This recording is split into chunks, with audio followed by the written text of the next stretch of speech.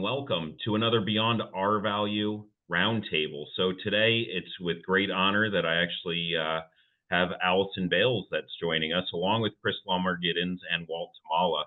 We'll do quick introductions just to kind of get started, but just first starting with a little bit of housekeeping.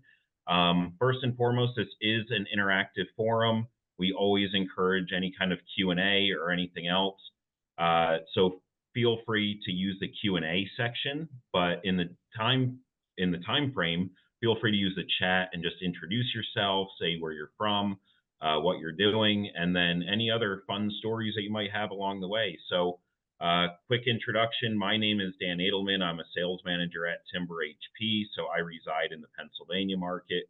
And then I'm gonna also, we have Bill Ryan and Alexandra Hodges in the background, and they're gonna be fielding some of the Q&A, and they'll even pop up every once in a while if they do have any questions that are gonna be fielded by us live. We also have live Q&A at the very end that I'll be going through them as well. So first and foremost, I'm gonna introduce Allison. Allison, if you wouldn't mind just doing a quick introduction of who you are and where you're from. Sure. I am Allison Bales. I am a recovering academic. My background is physics. My recovery began over 20 years ago when I built a house, and I now that launched me into this new career in the world of building science, which has been wonderful. I love it. I wish I had found it sooner in my life, but I'm glad I found it when I did because it's been really fun. And I live in Atlanta, Georgia. And welcome. Big fan of the book and big fan of you as well. So always a pleasure. And then next, I'll go to Chris Lomer-Giddens. Chris. Hello, everyone. I'm Chris Lomer-Giddens with LG Squared out of Atlanta, Georgia. I have been an architect for well over 20 years and a GC for part of that. Got into the building science world thanks to Allison Bales, who just dropped me in front of a computer and said, learn how to design mechanical systems.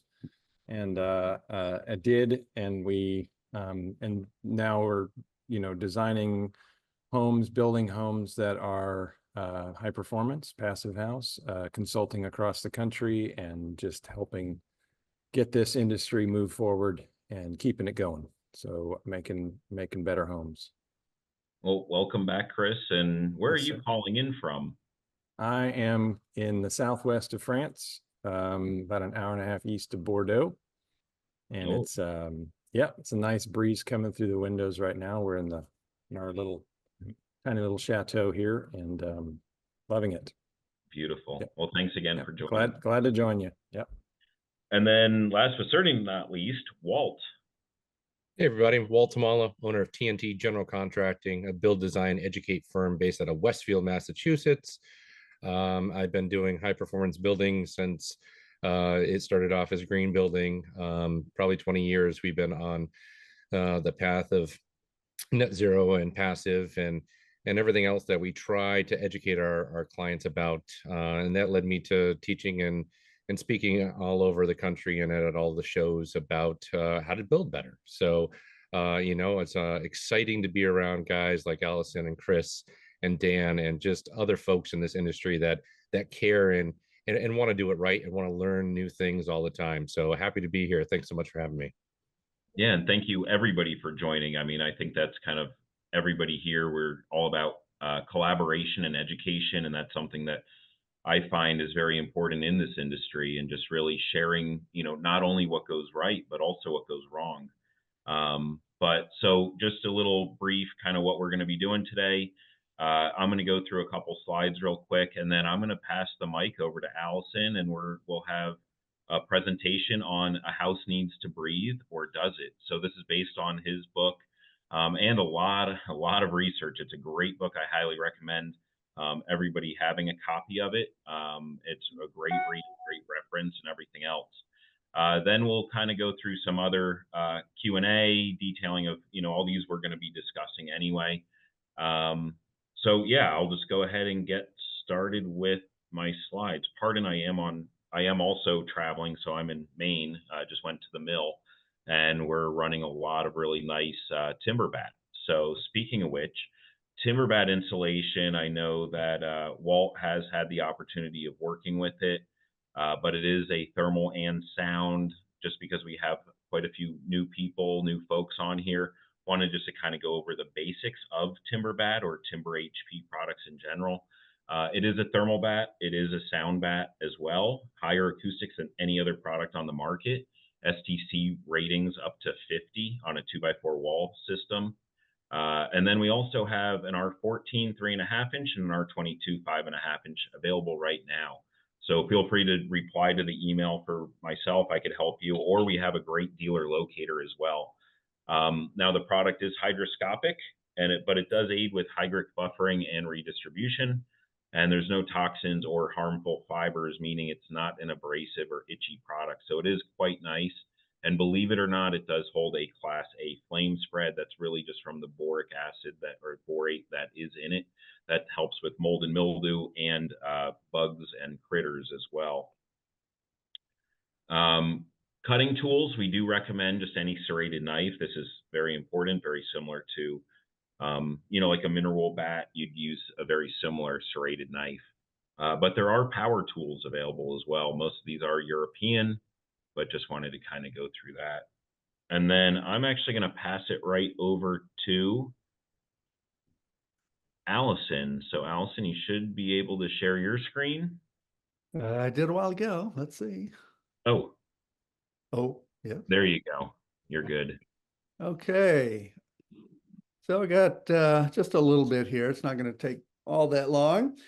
This is a presentation I've done a lot since the book came out almost 2 years ago. And well, I've done this presentation anywhere from, well, this will be the shortest version of it, about 15 or 20 minutes, up to a day-long version of it. So the book is called A House Needs to Breathe, or Does It? So is the presentation. The or does it is a very important part of that. And I don't leave people guessing about the answers on page 23 of the book. Let's get to it quickly. But first, a little bit about me. So Energy Vanguard is my company, and Chris actually took this picture, I believe. Yeah. I used to I train remember wild duck that well. blasters a long time ago. And I have been writing the Energy Vanguard blog since 2010. It's and I've got this book out now. I'll give you the info about how you can buy the book at the very end of the slides.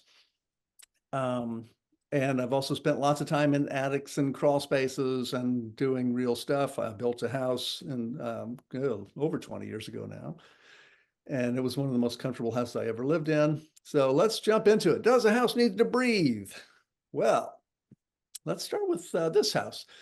I was in graduate school in the 1990s, and my thesis advisor inspired me greatly, not so much towards physics, but towards her extracurricular activities, which was designing and building an off-the-grid house. This is the house she built in Florida. She called it the Solar Cracker House, and it was amazing. So I wanted to do the same thing. So I bought some land, and when I moved to Georgia, and I got a tenure track job in physics, and I built it out of structural insulated panels. I had never seen or done a blower door test, but I knew I wanted it to be airtight. I also made it passive solar, so it's facing the south. It's I used trigonometry to design the angles of the prow roof there to get the shadows on the windows just right, and it's really cool. At the equinoxes, the shadows are halfway across those windows.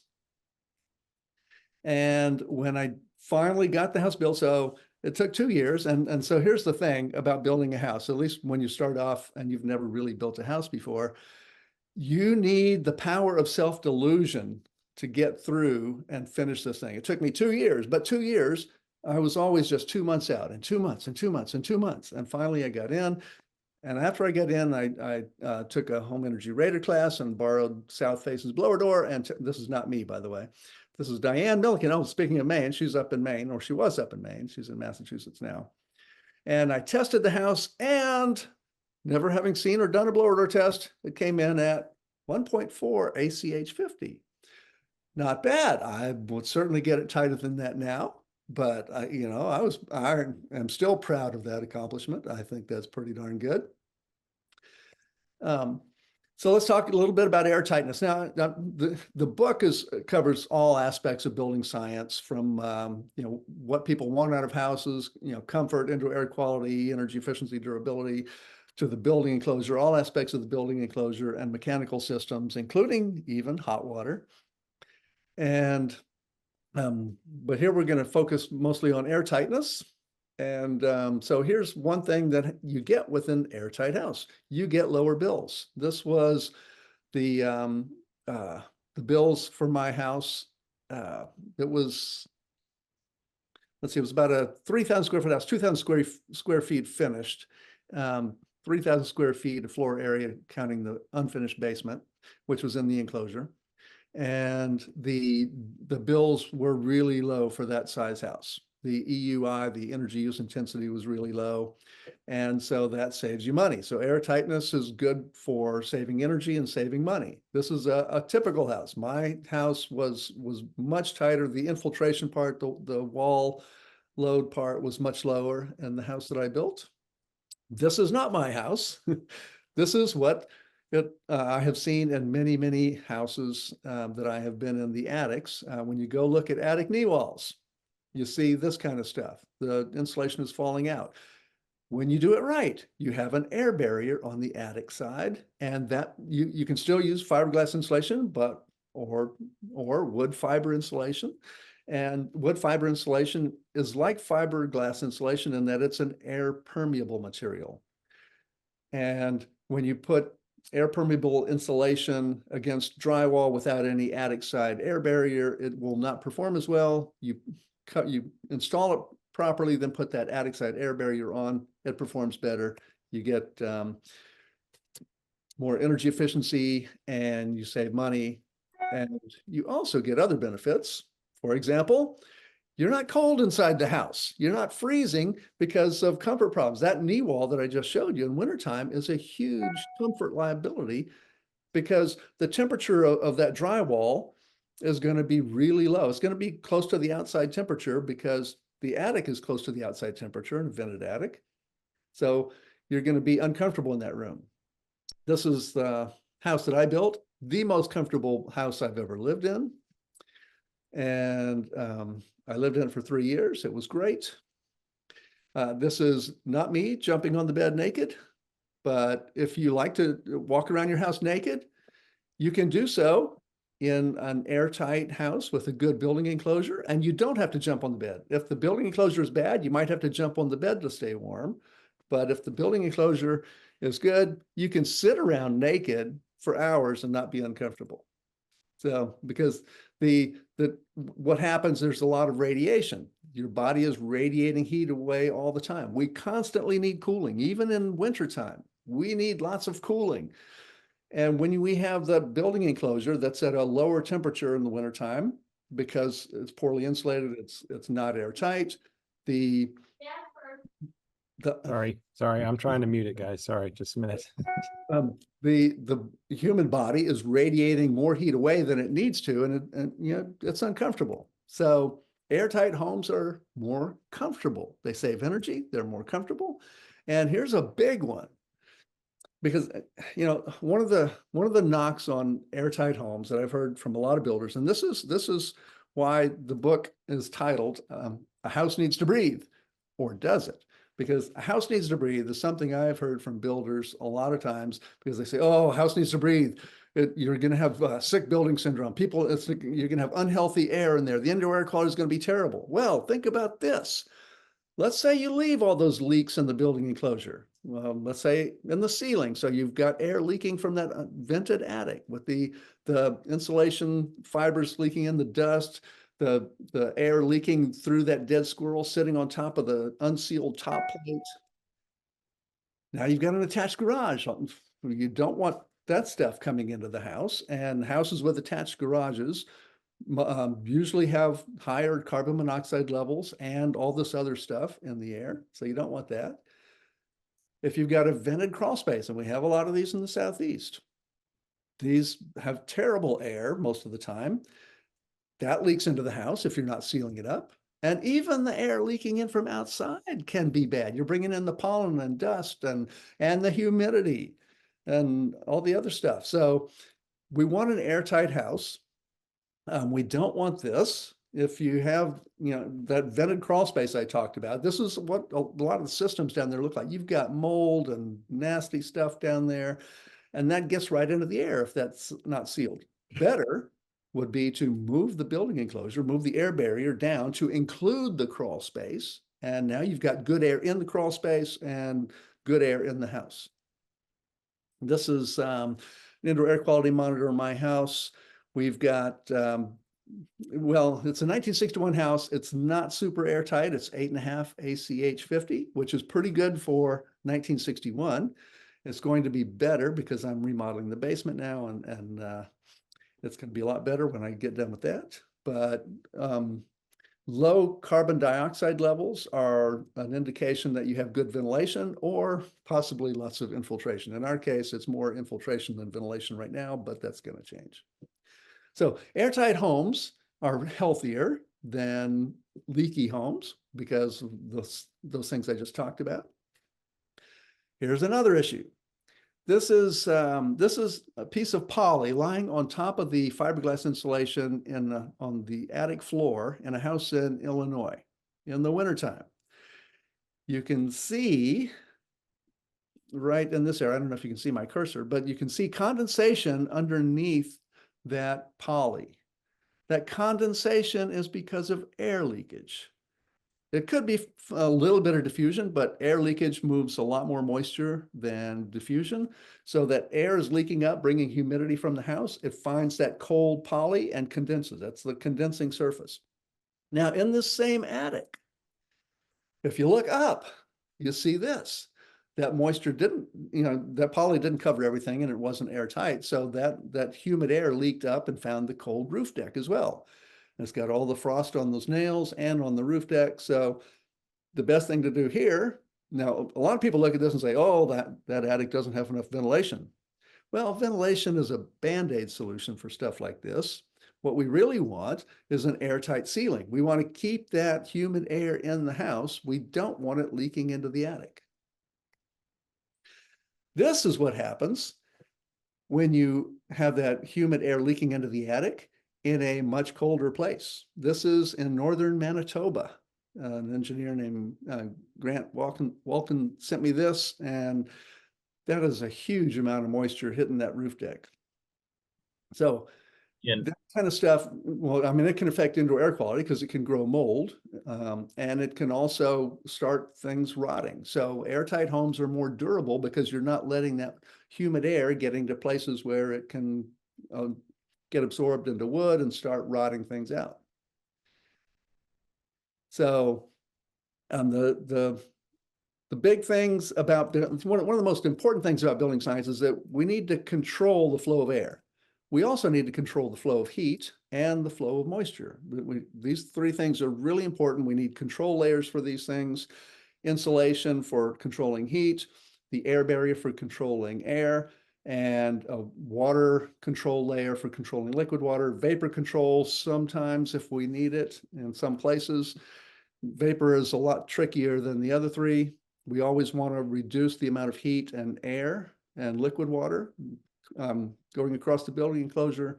Vapor, usually it's more important to let things dry. So basics of building science there. A house is a system, as we all know, and one of my favorite quotes about buildings from Stuart Brand, that they're always trying to tear themselves apart. And when you have uncontrolled air leakage, it makes it worse because air takes moisture with it. Moisture is terrible about tearing buildings apart or helping them decay faster. So we need a good building enclosure. We want to have all our control layers right.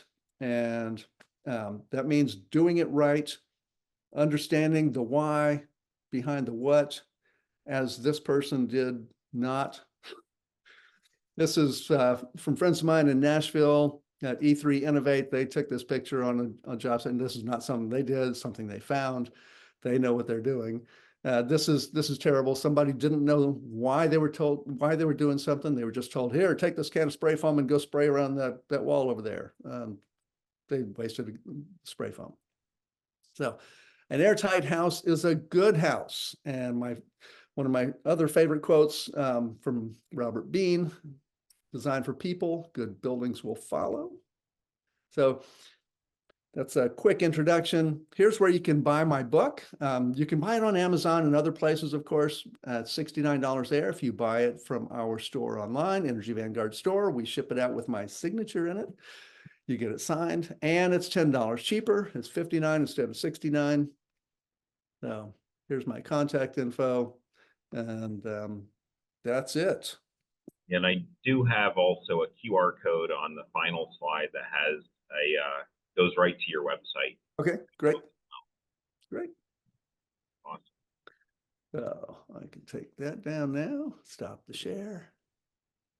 Yeah, so thank you, Allison. Couple things that you brought up too, like the attics. I always think that's a great conversation because that's an area that we do have tremendous amounts of air leakage. And typically what's kind of, and I'll ask Walt, what's most people, like a homeowner, what's their way of kind of solving that the right way? And then, but what are you actually seeing them do typically? Like, I know that I'm just seeing more insulation added on. And yeah, I mean, the go-to is, oh, I never knew how much attic insulation I had, so let me just hire somebody to throw some more at it. And the reality is the airflow is going right through that. So it doesn't fix it. It may slow down the process, but it doesn't fix it. And it's going to go right back to where it was in a short period of time. So yeah, I think for us, anytime we get into a situation of that, we're clearing our attics out. I still do 2 inches of a closed cell spray foam down onto the lids to get an air seal, and then I'm batting on top, or I'm blowing in on top of that with the TimberHP. We're usually getting about an R60 in our attics, which has worked out pretty well. But I'd love to get Chris and Allison's opinion on that as well, because it sounds like there's something else we could be doing. Yeah. Well, so Walt, you're talking about closed cell on the attic floor and then insulation above that. Yes. Yeah. There's always inherent risk with, I mean, you know how I feel about foam as a 4-letter word, foam as an F word. And there are a lot of reasons for it, because you got to understand what it is, and you really have to understand that its contact with, like, where it's touching and whether there are gaps and whether you sealed up everything perfectly. And so is there a perfect air seal? That's the goal. And getting there is tough, but that is budget is a big concern as well. So it all depends. As we know, the answer to every one of these questions just starts off with it depends, and what you have for your budget. But that's one way to go. Of course, you can seal every penetration in the ceiling. It's a tedious job, but I feel like it can be more predictable and more effective, because with the closed cell, you're sort of relying on the foam to kind of fill those gaps, and you have more, like, you can see where the sealing is happening when you're doing it per fixture. And even though it's tedious, it may end up being worth it in the end, because I've seen so many failed spray foam jobs that, it's hard to rely simply on that. If you can't go to the roof line, of course. Right. Right. Yeah. My feedback on that is I am not anti-foam. I've got lots of foam in my attic on the roof deck, not on the floor. The attic floor, I mean, if you're spraying on the attic floor, number one, sheetrock is an air barrier. So if you're covering sheetrock, you're putting an air barrier on an air barrier. So that's one reason I would say you don't need to do it there. Just put it over the places where you might have leakage. And another reason I'm not crazy about, especially closed cell spray foam in that situation, would be you are encasing all the wiring in foam, and it's hard to make changes afterwards. Oh, yeah. But it certainly, if you're going to do that, I would just do, like, flash and bat, like you're talking about, just a thin layer of the closed cell just to get it all covered up, and then put your blown insulation on top, your blown TimberHP. Yeah, I find it's always much more difficult, obviously, on the remodel side. And Allison, you've been remodeling your own house, and it's much more difficult at that point than just doing it right the first time when you're building the house. Obviously, I mean, you could have those, that WRB on the exterior go underneath your joist, and then run a class 2 vapor control drywall continuous, whatever your air barrier is. Really to keep it airtight. But what is the difference between an air barrier and a vapor barrier? Because I feel like that's a term that always gets very confused. And, I hear people saying I need to put a vapor barrier on the outside, and then they say on the same sentence, yeah, my Tyvek, or, not to name brands, but that's kind of what they're saying. But what is the difference? Give the nerdy answer, Allison. Give the physics answer. Well, the difference between an air barrier and a vapor barrier is what you're stopping. An air barrier, you're stopping air, which also is responsible for reducing most of your vapor transmission, because most of the vapor that gets through your building enclosure happens with air leakage. It's like 20, 30, 100 times more water vapor gets through with air, just traveling with air through a hole, then will diffuse through, where, going through the pores of a material and popping out the other side. Diffusion is a very slow process.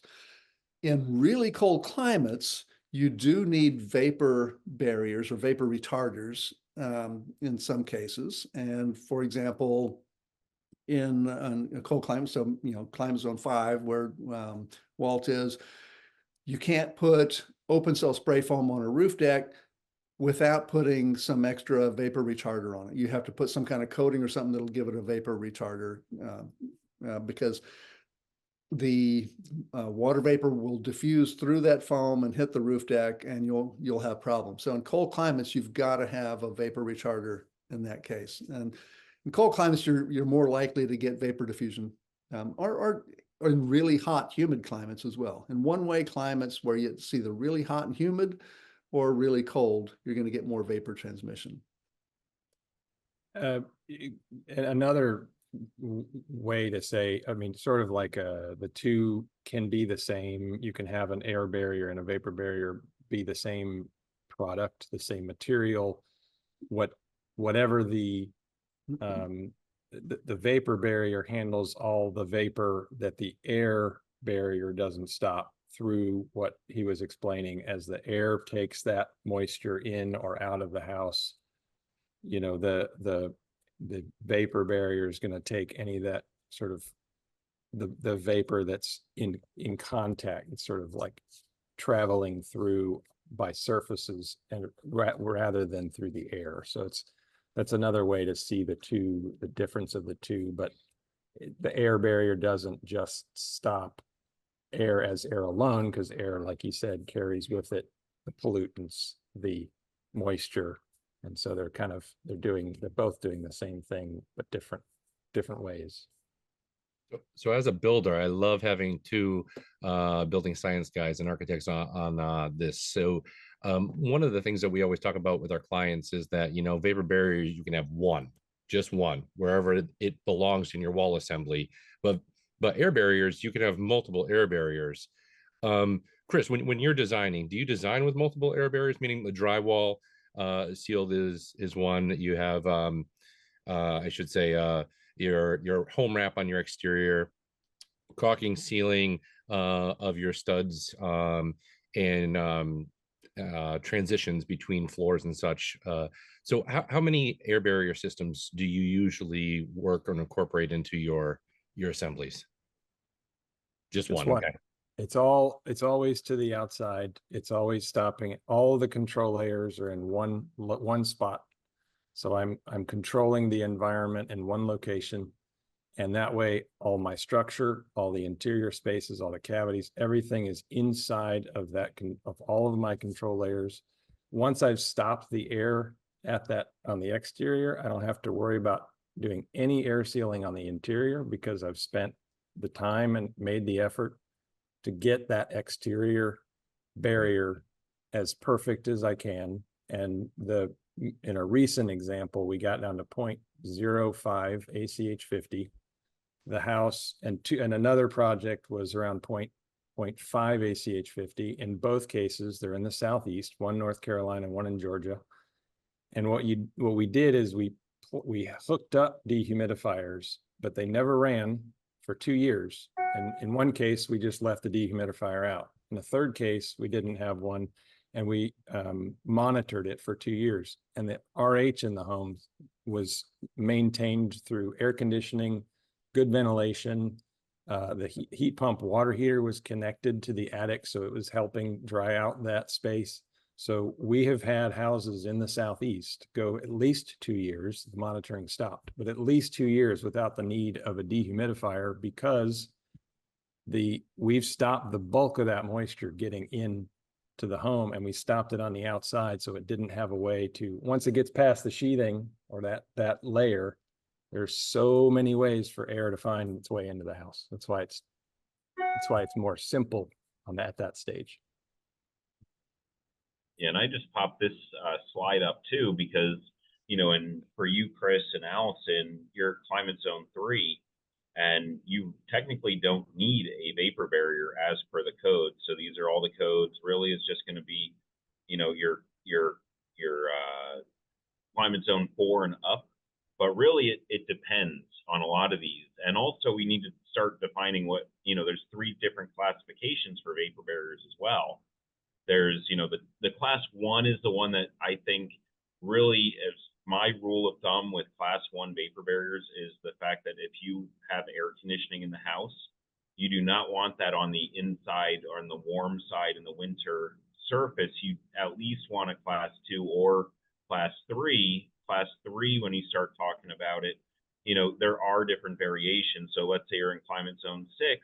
You're going to solve that by basically, protecting the sheathing with continuous insulation or increasing drying potential of that wall system with a rain screen. So both of those are very good ways. And these are details from Randy Williams for interior vapor controls. One was a class 1 vapor barrier, reinforced polyethylene. He is in northern Minnesota, climate zone 7. So there, and this house didn't have air conditioning, but the house right below it with the Intello, that's a class 2 vapor barrier, and it's all about the perm rating.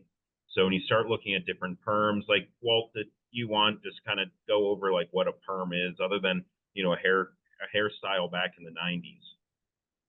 It's just how much is permeating through that product. So polyethylene plastic, you're not going to get any kind of moisture that comes through it. So the reality is, yeah, it just depends on how much flow is able to get through the product itself.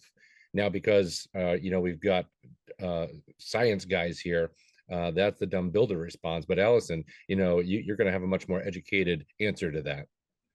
Who, me? No. Yes. Well, one thing I'll point out is that there's a whole lot of complexity to this that we're not going to go into today. First of all, when we look at these numbers, so these class 1, class 2, class 3, they're based on the permeance, the perm rating. So 0.1 perm or less, 0.1 to 1 perm, 1 perm to 10 perms. Well, there's different tests to do. There's the dry cup test and the wet cup test. The wet cup test is really where you want to look because that's the more important one. When things are wet, how much water is transmitting through it. Another important point about vapor transmission is that every material in an assembly has a permeance. So you have to consider what's the net effect of all those materials, how much vapor is going to get through the whole thing. So it's not just the vapor retarder that you put in, it's, what's the vapor permeance of the whole assembly, and will it dry effectively? Yeah, and I wanted to point out too, another, because terminology matters, that if you see it more as a vapor control barrier is a bit risky, because as you say, you have a vapor barrier that's class 3, class 2, class 1. And if it's, it can just be called vapor barrier, but if you're thinking of it in terms of controlling the vapor, then you're saying, okay, I want some vapor to go through. I don't want any vapor to go through. The vapor control layer, it's vapor barrier has been connected to an absolute barrier, a stopping point. And so it's another way to kind of keep in mind as you're educating or speccing or things like that, and understanding just how much moisture's traveling, and that how much of that vapor can go through matters where it goes in the wall and where you are in the world, and just whether you have two of them or three or whatever, just understanding all the properties, like he said, is just that's what that hygrothermic model helps us with. And let me go back to something Dan said earlier about in the warmer climate zones, 1, 2, and 3, that we don't need vapor retarders. Well, we do put vapor retarders. We put class 1 vapor retarders under slabs and in crawl spaces. And another place we put them is on the outside of ductwork that's in unconditioned spaces especially. So we do use them here. It's just we don't want them in walls or ceilings, that's for sure. That's a really good point. Thank you, Allison. Yes. It's just like, and it goes back to the whole fibrous material, like for pipe insulation, HVAC insulation, you do need that like foil facing or whatever it might be as your vapor barrier on that, because the vapor will migrate and find that cold condensing surface. And let's not forget what masks as something else that is a vapor barrier, doesn't it? It's not intended to control vapor. It's intended to look pretty, like wallpaper. So there was for a long, long time, that wallpaper was a really big issue because they were putting vapor barriers, and that's your sandwich right there. So we have to go beyond the science and just the construction assemblies. We have to understand that finishes and every component can be, the way they make it, to make it do what it's doing, and that's the advantage of it. That can also be what can destroy a wall, Yep. Vinyl wall coverings have been responsible for a lot of mold in a lot of hotels. That's right. Southeast. Another one that a lot of people don't think of, similar to the vinyl wall covering, if you put a mirror on an exterior wall, you might have problems behind it because that mirror is a class 1 vapor retarder. Yep. I thought of that. And I know we were just at building science summer camp, me and Allison, and this is something that I know Joe was talking about, a new study, or not new study, but new feature on VSC's website as well. So definitely go check this out.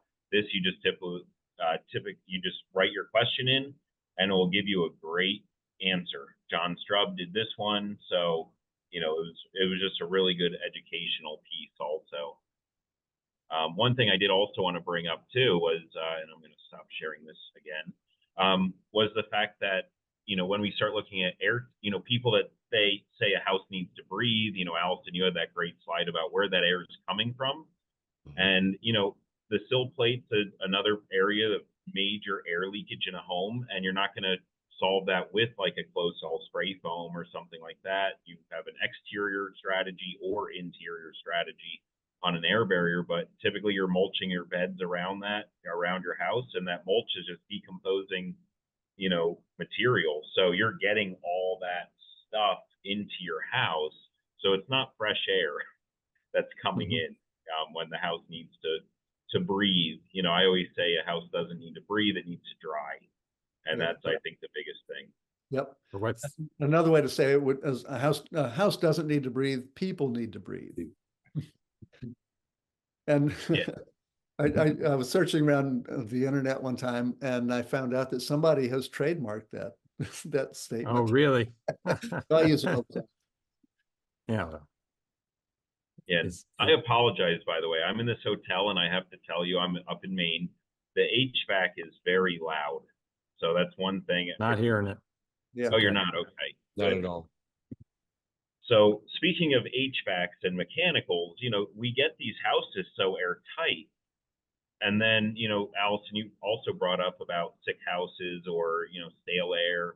things like that, what are some mechanical systems that we can now integrate into these airtight houses? Well, so airtight homes need a, a layered approach to good indoor air quality. I used to say airtight homes need mechanical ventilation, and that's true, but mechanical ventilation is just one of the things that we need to do to get good indoor air quality. We need mechanical ventilation because if we're tightening up that house, we want to have some circulation to bring in outdoor air, depending on what's going on outside. Sometimes we might want to turn it off with wildfires and high PM 2.5 particulate matter. So we need ventilation. We also need good filtration, and we can do high efficiency filtration and regular heating and air conditioning systems. We do that in our design all the time now. We put MERV 13 in. I've got MERV 13 filters in my house, and they work great with low pressure drop. We know how to do it. It's just a matter of sizing them properly.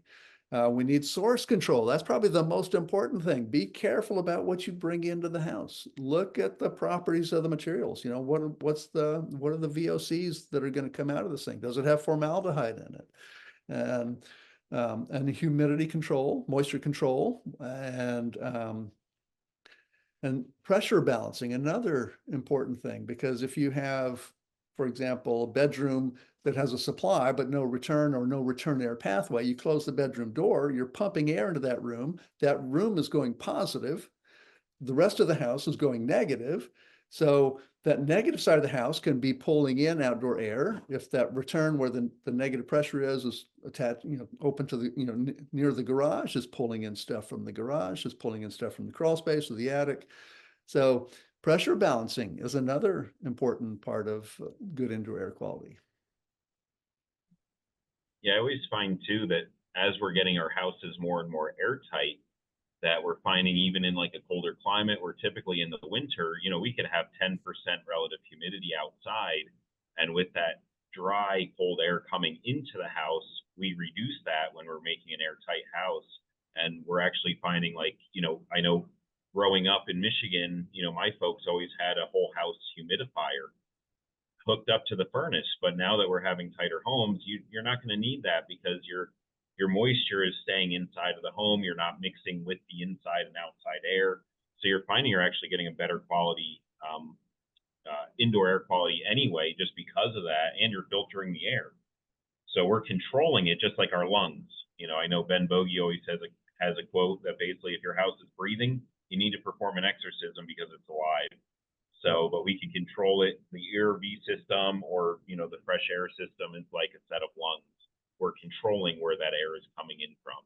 Yep. There's another quote. I heard this too late to get it into the book, or it would be in there, but maybe in the next edition. Next edition, yeah. James Peters from New Zealand said, if you find yourself inside something that's breathing, get out. You have been eaten. Yeah. Well, there's a reason, Dan, and this is going back to the question you had, Walt, about where you put your barriers and control layers. But there's a reason that control layers, if you've heard of the main four control layers, water, air, vapor, and heat. There's a reason air is number 2. It is in that order, and some people have rearrange those, and because they believe maybe heat doesn't belong last.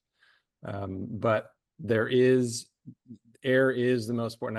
I tell clients all the time, especially here in the Southeast, I said, I don't care about your insulation right now. I want to get your air barrier perfect.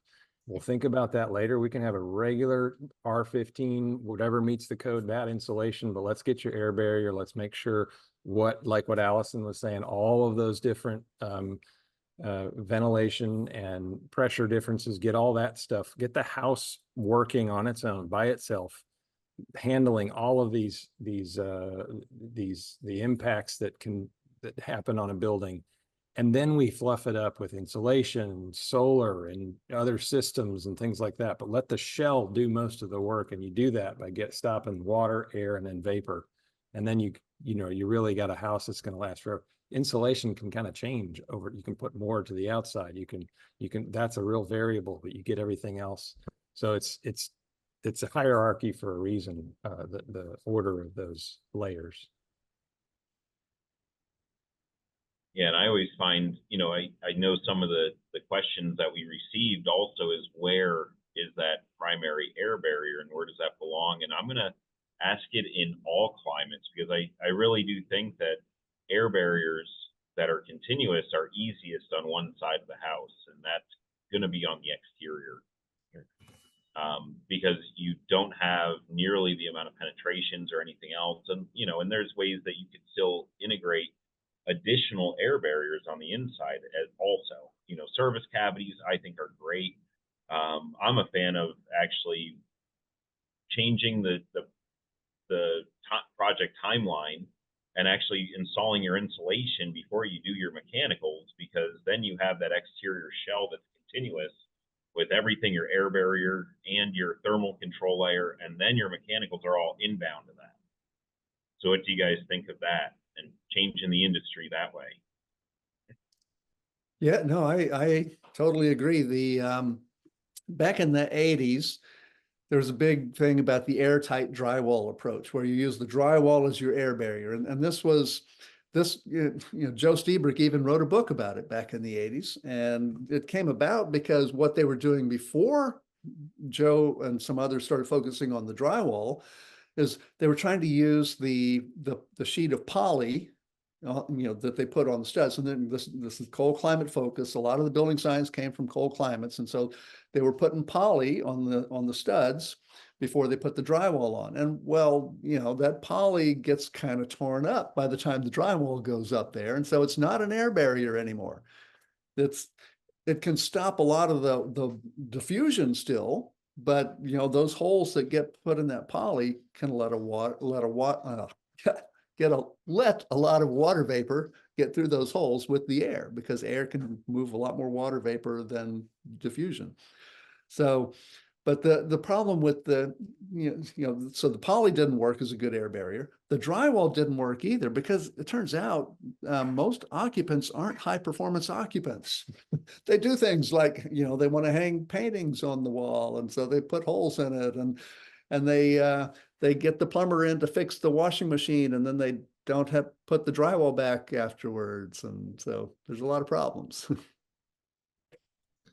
So Dan, I think, to just piggyback off of your statement, is I think, obviously our barrier is our primary one and is on the exterior all the time. Chris, you got a great system down there. I know you were having your painter spray on and doing like a fluid applied, and you were achieving some really good results with that. I think we've done it and we've showed it and proved it over and over, even with a wrap, like the Tyvek and such. As long as it's installed properly, taped properly, sealed to your foundation, brought up to top of wall and sealed properly there, you can achieve what you're looking for. The problem is most builders don't want to take the time, or the installers don't want to take the time to do that. So again, the systems are out there, they can work, but outbound insulation, and Chris, you jump in if you agree, because I think we were always outbound insulation.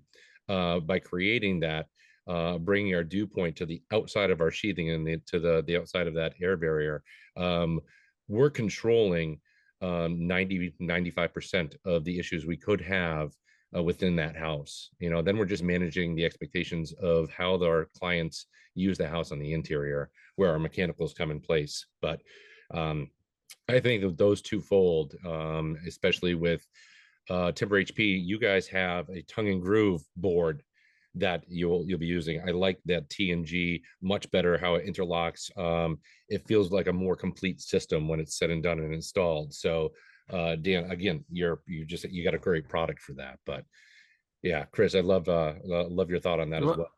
Yeah, no, I mean, it's the same approach there. I mean, getting obviously control layers to the outside. Of course, it depends on what's happening in the cavity or in the, your budget, because exterior insulation, no matter what you're using, the labor to put it up can be higher than bats. But of course, if you do bats properly, you're spending more time installing it. So does it really add up to more? Well, I mean, there's so much that kind of controls that. But if this is a pretty old one too, about, I think, Joe, Allison, you can correct me, maybe you said it, but it was, you don't swallow your sweater, you wear your sweater on the outside of your body. And it's the same for like air barriers. That's where your wind jacket goes, or your windbreaker goes. It's where your insulator goes. Having everything to the outside, everything within those layers are going to keep everything. So your framing in a house, your framing doesn't expand and contract on your body, your bones, everything, your skin, everything kind of stays within that shelter. And that's what we're doing. We're separating environments. We're keeping the bad air out and the good air in, and the good temperatures in and the bad temperatures out. So it's that, I mean, the more you can do that, the better, of course, again, depending on your budget and things. But it's a very simple approach to design, is to try to think of it all just to the outside. It's a much simpler, less contours, less ups and down layer on the outside than it is when you're trying to get every single cavity and every light box and electrical box and all those corners and zigzags. It's just it's a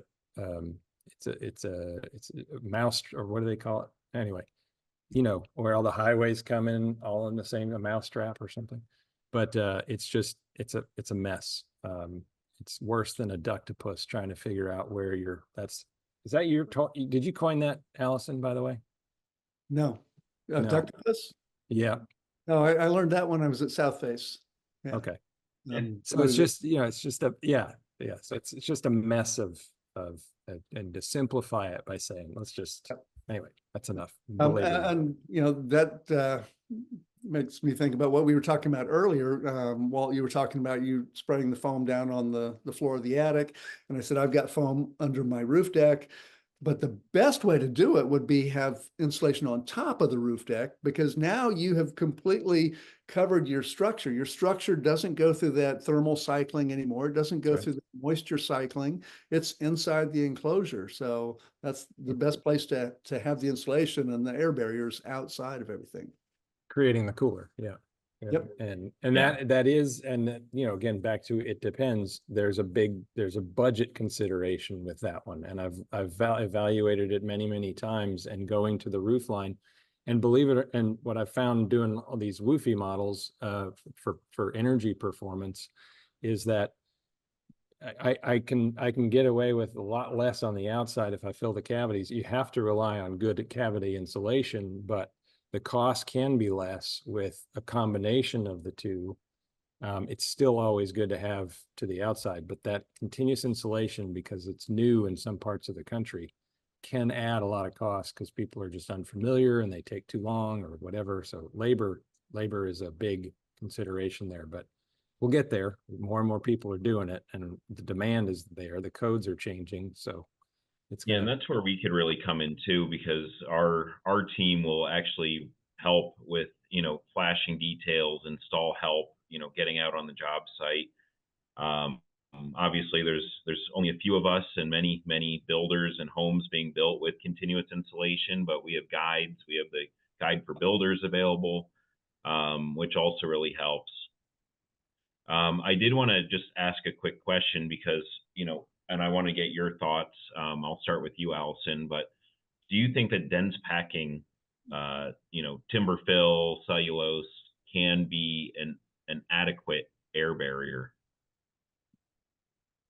That's a good question. The blower door would tell us that, because I mean, you know, whether something is an air barrier or not is not a qualitative thing. It's a quantitative thing. It's in the code. It's, you know, an air barrier. There's three levels. There's air barrier materials, air barrier assemblies, and air barrier enclosures. So at what level are we talking about? I mean, if you're talking just about the insulation, I don't think TimberHP would be an air barrier. It's an air permeable insulation. But when you put it in an assembly and dense pack it, and you're still going to need something else. But yeah, I mean, that certainly can be part of an airtight assembly. Yeah, it definitely helps.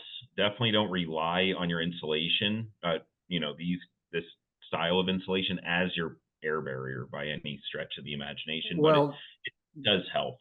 Well, back to the airtight drywall approach, Yeah. modifications happen. And so you lose that if you lose your air barrier, if you're relying on the insulation to do that. It does control air. Air goes slower through a dense pack than it does a fiberglass bat for sure. But there it's, you know, to rely on it as an air barrier when it is it is not permanent. It's not as permanent. And even the air barriers we put on, I mean, they can be modified. People can put additions on there and then use Tyvek instead of our, you know, liquid applied membrane. It's all, you know, Oh, yeah. things can be changed, but there is some merit in doing it where it's in a place where it's harder to get to, like not the cavities of your walls where they they can, you know, let's put a niche in the wall and just take out all the insulation around it, and then, you know, what do you know, replace it. So Yeah, I mean, we found, especially in like older homes, we were able to lower the blower door test with the dense pack application along with an air barrier. You know, and I'm not sure, you know, with the primary air barrier being on the exterior, it was probably mostly due to that, but with the dense packing, it does fill in a lot of the gaps and cracks, which aren't necessarily going to help with air, but it's going to help prevent microclimates in your wall cavity and moisture areas, or, you know, areas that, you know, you could get condensation and other things. So that's where I see the benefit in just really being able to detail around everything. But again, it goes back to you have a lot more air leakage coming from many other areas in your home than just obviously this. yeah. And Dan, you know, you started off with this question is like, you know, how are people fixing their attics and such? The dense pack in a wall is a great way to help, you know, modify the entire system. It's not going to fix it on its own, but as an additional part of the wall assembly and system, as well as the other air barriers that you have, it's going to provide a better overall wall assembly. And that's what we're looking to achieve. So I think my tip of the hat is, you know, is it an air barrier? No, but does it help the entire assembly? It most certainly does. Yeah, awesome. And it gets us to our Q&A. So I'll bring in, oh, by the way, the QR code on the screen is also the QR code to get the book, A House Needs to Breathe, or Does It? So feel free to hit that up. And then also I do have different ways of getting in touch with each of us. Chris Lamore Giddens, you might have seen his picture on there for tips and tricks, because he is a architect. So give him a call, have him help design a house for you, you know, all that kind of stuff. So Walt is also a builder up in Massachusetts and doing a lot with the local community and everything. I'm always very inspired by everything that Walt is doing out there and really training the students. And well, you also had some TimberBat that you just helped. I'd love to hear your feedback on that product. Yeah, it's a great product. We just did a veteran build for Habitat for Humanity, and I got all 4 of my local trade schools involved so they could all come out, participate, learn a little philanthropy, but also learn about new products, you know. And a lot of time our trade schools don't get firsthand on new products and understand why. So we had a whole building science day. And we probably had 30 or 40 kids that came out and got to install the TimberBat. They loved it. They loved that it wasn't itchy. They loved that it was easy to cut. And they had a great day. And, you know, and we helped take care of a veteran that's helped us for a long time. So it was a great experience overall. That's great. Thank you, Walt. And at this point, I'm just kind of going through, I don't know, Bill, did you see any questions that I might not be seeing? No, there were that were answered in the chat. Yeah, I think between the excellent job that our presenters did and some fantastic folks that were attendees helping answer some of their own questions, I don't think we have anything that's outstanding. So awesome. I think there was there's one from Reed Rowlands. At what ACH reduction would you need, or even code require, an ERV or HRV? I don't think we talked about that, but the The IRC, the International Residential Code, requires mechanical ventilation when the air tightness level is below 5 ACH 50. Unless you're in Georgia, where we changed it to 3 ACH 50. Oh, makes it even. Yeah. Yeah. Yeah. And the IRC is one thing. That's the model code. What your jurisdiction adopts could be something different. So. Yeah. Yeah. And I see Robbie Schwartz actually from Denver actually answered that one flawlessly too. Yeah, no, but it's great to get it on here because these are also available on YouTube, on the TimberHP channel. So definitely check that out there. And then real quick, Allison, like what's a great way to reach you or follow you, I guess, more so? So number one, I have a weekly newsletter, mostly weekly newsletter. Comes out. I aim for Tuesdays. This week it was on Thursday. But energyvanguard.com, go to the blog. You can subscribe on the top right corner, and you'll get our newsletter. I also am going to start doing a lot more YouTube videos, so you can subscribe to our YouTube channel. And I also am pretty active on LinkedIn. Easy to Very find. much so. Yeah. Yep. I love, obviously everything that you're contributing to the community, and thank you for joining us. No, you're welcome. And then Chris, how about yourself? Let's see, you can come to France. I'll be here for just a little bit longer. Sorry, I know, no, nobody's complaining about that one, but lgsquaredinc.com and Chris at lgsquaredinc.com, and then there's our Instagram, and our YouTube channel is out there, also being added to in the near future. So awesome. And how about you, Walt? Yeah, you know what? These guys have covered it. You can find us on social media, on YouTube.